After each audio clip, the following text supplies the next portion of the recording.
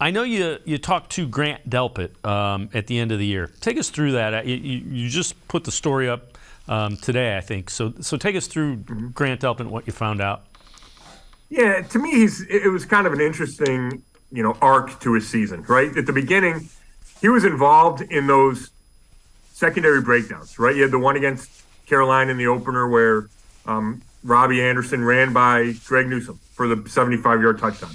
And then the Browns wound up coming back to win, but that was a big play, and Delpit was the deep safety.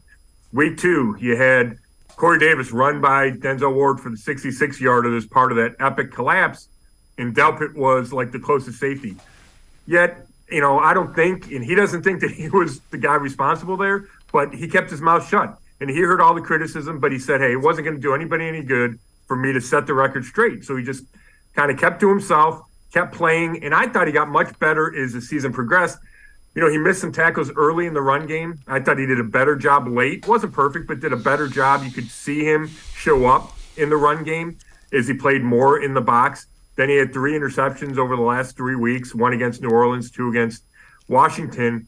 And to me, I didn't think he showed he's a Pro Bowler, but I think he earned another year as a starter, right? And I think people question that. I don't know if the Browns ever questioned that, but I certainly was questioning it at some point. Now I think he's earned the right to come back and start. And I think in Jim Schwartz's scheme, he'll be in the box more. You'll see him show up as a run defender. And he thinks he brings a physical presence. He kind of joked about how tackling, he slid in the draft because he didn't tackle well in his last year at LSU. Missed, I think it was 20 tackles. That was a knock on him. And it never sat well with Delpit because he had a high ankle sprain and he played through it, and he thought that's why he missed a bunch of the tackles. So he thinks he kind of proved something, but he wasn't getting carried away. He said there were ups and downs. He said just like the defense, he needs to start faster next year.